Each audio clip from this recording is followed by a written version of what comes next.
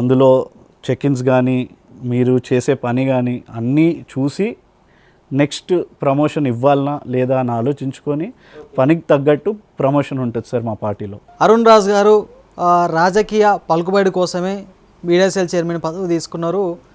ఆ పదవిని అడ్డు పెట్టుకొని మీకున్న వ్యాపారాలు నడిపించుకోవాలని చూస్తున్నారు. తీసుకున్న పదవికి సరైన న్యాయం చేయలేకపోతారు అనేసి ప్రచారం జరుగుతుంది యూత్ కాంగ్రెస్లో. అది వాస్తవం కాదంటారా? నా వ్యాపారం అనేది ఎలాగో నడుస్తుంది. అది నేను దీన్ని వాడుకొని అక్కడ నేను ప్రయోజనం పొందడం అనేది జరగడం ఇంపాసిబుల్. అయితే ఇనవే నేను హ్యాపీ అలిగేషన్ వచ్చినందుకు. ఎందుకంటే పొలిటికల్ లైన్లో మీకు శత్రువులు ఉంటేనే నువ్వు గ్రో అవుతున్నట్టు, నువ్వు ముందు వెళ్తున్నట్టు. నీకు శత్రువులు లేకుండా ఏ అలిగేషన్స్ లేకుండా ఉన్నావు అంటే నువ్వు స్టాగ్నెంట్ ఉన్నట్టు. అస్సలు కాదు సార్, నాకు అవసరం లేదు సార్, అది చేసుకోవాల్సిన అవసరం లేదు. ఎందుకంటే financially I mean happy place. నాకు అలా ఎంతో సంపాదించాలన్న ఆశలు అలాంటివి లైఫ్లో లేవు. రైట్, మేము నేరుగా అడుగుతున్నాం, చెప్పండి. మేము ఎన్నోసార్లు చూసినాం గాంధీ భవన్ ప్రోగ్రామ్స్ కానివ్వండి, బయట ప్రోగ్రామ్స్ కానివ్వండి, పార్టీ కార్యక్రమాల ప్రోగ్రామ్స్ కానివ్వండి, ఎన్నో కార్యక్రమాలు చూసినాం.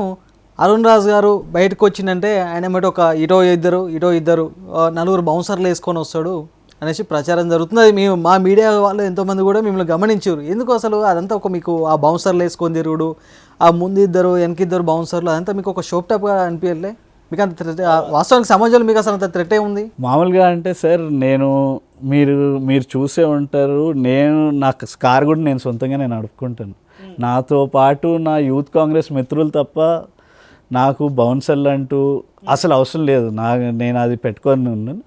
ఒక మీటింగ్లో ఇది ఎందుకు వచ్చిందో నాకు తెలుసు. ఒక మీటింగ్లో నేను పెట్టుకోవడం జరిగింది. ఎందుకంటే ఆ పర్టికులర్ మీటింగ్లో ఆ బాధ్యతలు నేను తీసుకున్నాను. ఆ మీటింగ్ చేయడం కానీ అది అప్పుడు ఏమవుతుందంటే చాలామంది స్టేజ్ ఎక్కడానికో ఇలా ట్రై చేస్తూ ఉంటారు సార్. సో ఆ క్రౌడ్ కంట్రోలింగ్ కోసము నేను ఆ రోజు మాత్రమే ఒక ఇద్దరు వ్యక్తులను పెట్టడం జరిగింది. అది తప్ప ఇంకా నాతో ఎప్పుడు నా యూత్ కాంగ్రెస్ మిత్రులు తప్ప ఇంకెవరు కనిపించారు సార్.